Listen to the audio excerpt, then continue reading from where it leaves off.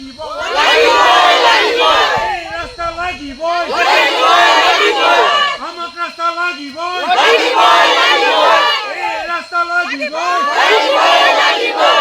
সময়ত ৰাজ্য চৰকাৰে গ্ৰামাঞ্চলৰ বাট পথ উন্নয়ন হোৱা বুলি ঢাক ঢোল বজাইছে, তেনে সময়তে আজি এটা বিধ্বস্ত পথ নিৰ্মাণৰ বাবে স্থানীয় ৰাইজ ওলাই আহিবলৈ বাধ্য হৈছে। মই বৰ্তমান উপস্থিত আছোঁ শোণিতপুৰ জিলাৰ ৰঙাপাৰাৰ নামনিগাঁৱত, যিটো নামনিগাঁও পথ আজি বিধ্বস্ত হোৱাৰ বাবে আজি ৰাইজে জ্বলা কলা খাবলগীয়া হৈছে। ৰঙাপাৰাৰ নামনিগাঁও গ্ৰাম পঞ্চায়তৰ গাতে লাগি থকা এটা অঞ্চল, যিটো অঞ্চলত প্ৰায় 200টা পৰিয়ালে বসবাস কৰি আহিছে। এই পথটো মই বৰ্তমান উপস্থিত আছোঁ, এইটো তেওঁলোকৰ যোৱাৰ কাৰণে একমাত্ৰ পথ, আৰু এই পথটো আজি বিধ্বস্ত। এই পথছোৱা বছৰ বছৰ ধৰি আজি এনে অৱস্থাত পৰি থকাত আজি ৰাইজে আৰু ছাত্ৰ ছাত্ৰীসকল যাতায়াতৰ ক্ষেত্ৰত চৰম যন্ত্ৰণা ভুগিবলগীয়া হৈছে। আজি এই পথছোৱা নিৰ্মাণৰ দাবীত ইয়াৰে স্থানীয় ৰাইজ ওলাই আহিছে।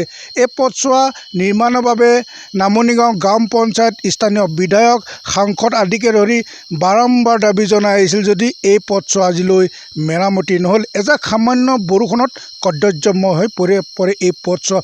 এই পথছোৱাত বিভিন্ন দুৰ্ঘটনা সংঘটিত হোৱাৰো অভিযোগ এই সময়ত উঠিছে, আৰু ইয়াৰ যি ছাত্ৰ ছাত্ৰীসকল আছে, নামনিগাঁও মধ্য ইংৰাজী বিদ্যালয়, নামনিগাঁও প্ৰাথমিক বিদ্যালয়, ৰঙাপাৰা মহাবিদ্যালয়, ৰঙাপাৰা উচ্চতৰ মাধ্যমিক বিদ্যালয়ত যোৱা ছাত্ৰ ছাত্ৰীসকলে আজি ইয়াৰ বোকা পানী গচকি আজি যাতায়াত কৰিবলগীয়া হৈছে। মোৰ সৈতে ইয়াৰ এজন স্থানীয় মহিলা আছে, মই মহিলাগৰাকীৰ পৰা জানিব বিচাৰিম এই পথছোৱা নামনিগাঁও গ্ৰাম পঞ্চায়তে তেওঁলোকে যিটো গাঁও সভাত বাৰম্বাৰ দাবী জনাইছিল এই পথটো নিৰ্মাণ কৰি তুলিবলৈ, কিন্তু সেই সময়ত তেওঁলোকৰ যি পঞ্চায়ত প্ৰতিনিধিসকল আছিল বিগত 5টা বছৰে গুৰুত্ব নিদিয়াৰ অভিযোগ আজি তেওঁলোকে উত্থাপন কৰিছে। বাইদেউ, আপোনালোকৰ পথছোৱা অতি বিধ্বস্ত, ইয়াত পথ দুৰ্ঘটনা সংঘটিত হোৱা বুলি আপোনালোকে জনাইছে, কি ক'ব? মই কৈ আছোঁ, ইয়াতে অহা যোৱা কৰিব বিৰাট অসুবিধা হয়। একজাক বৰষুণ আহিলে ল'ৰা ছোৱালী স্কুল যাব নোৱাৰে।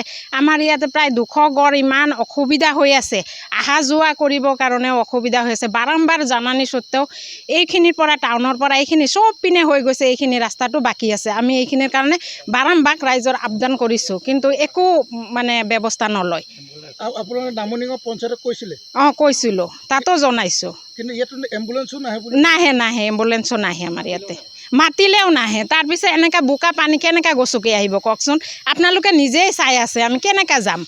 ল'ৰা ছোৱালী এটা কাপোৰ পিন্ধি যাব নোৱাৰে। একজাক বৰষুণ আহিলে ৰাস্তা একদম যেন বোকা, এনেকৈ পুখুৰীৰ নিচিনা হৈ গৈছে। তাৰপৰা ৰোৱানি কৰিব পাৰিম। চৰকাৰৰ প্ৰতি কি বাৰম্বাৰ জনাইছোঁ, এতিয়া ৰাইজক আমি আবেদন জনাইছোঁ যে চৰকাৰক যে এইখিনি ৰাস্তা যদি আমাক কৰি দিয়ে, আমাৰ বহুতখিনি উপকাৰ হ'ব, বহুতখিনি সুবিধা হ'ব ৰাইজক। হয়, এইদৰে তেওঁ স্থানীয় ৰাইজে কৈছে।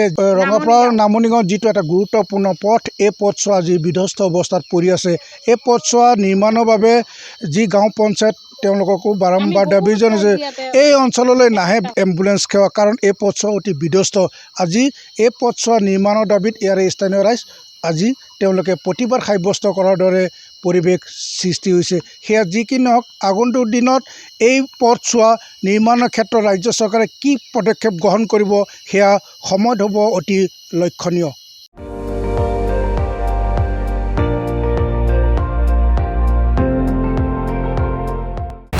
আপুনি চাই আছে ND24, সৰ্বশ্ৰেষ্ঠ নহয়, সৰ্বোত্তমৰ দৌৰ।